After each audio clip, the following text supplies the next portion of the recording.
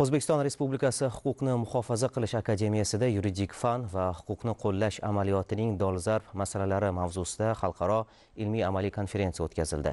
Tafsilotlar muxbirimiz lavhasida.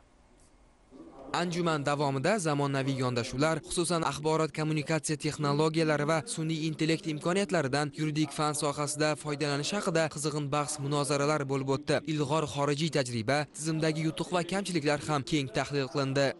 Bugungi o'tkaziladigan konferensiyamiz bu har yili Huquqni qilish akademiyasi tomonidan o'tkazilgan konferensiya hisoblanadi. Ushbu konferensiyadan asosiy maqsad bugungi kunda yuridik sohada ilm olib borayotgan, tadqiqot olib borayotgan barcha olimlarni, doktorantlarni, talabalarni bir joyga jamlab, ilmiy ish sohasida, yuridik fanni rivojlantirish sohasida, qonunchilikni takomillashtirish sohasida amalga oshirilgan ishlarni sarhisobi o'zaro gaplashib olinadi. Muayyan bir mavzu, muayyan bir yo'nalish qat'iy belgilangan emas. Ya'ni yuridik soha bo'yicha kimda qanaqa muammo bo'ladigan bo'lsa, tadqiqot jarayonida, kimda qanaqa yangilik bo'ladigan bo'lsa, o'sha yangilikni hamma bilan birgalikda muhokama qilish, agar muammolar bo'ladigan bo'lsa, uni yechimi bo'yicha o'zaro fikr almashishdan iborat. Xalqaro ma'ruzachilar ham o'z-o'zidan shu konferensiya uchun bir kunlik taklif qilinganlar emas. Bular doimiy ravishda biz bilan ilmiy yo'nalishda hamkorlik olib borayotgan tashkilotlar hisoblanadi.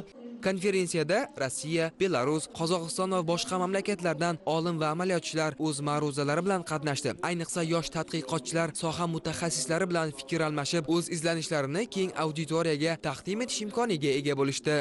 Bugungi konferensiyada muhokama qilingan mavzular huquqiy amaliyotni takomillashtirishga yordam beradi va biz amaliyotda bajarilayotgan yangiliklar haqida ma'lumotga ega bo'lyapmiz. Bu olingan mavzular, yangi g'oyalar bizga biz yozayotgan ilmiy ishimizda yordam beradi. Biz yana huquqni ko'proq takomillashtirishga oid bo'lgan masalalarni ko'rib chiqdik. Bu konferensiyada albatta men ham o'zim qatnashdim. Bafurcha o'zim bayonot qilib, o'z maqolamni ham taklif etdim. Anjuman yakunida ishtirokchilar o'zaro tajriba almashishni davom ettirish, ilmiy hamkorlikni kengaytirish va huquqiy amaliyotni rivojlantirish borasida kelishuvga erishdi. Konferensiya materiallarini esa alohida to'plam shaklda chop etish rejalashtirildi.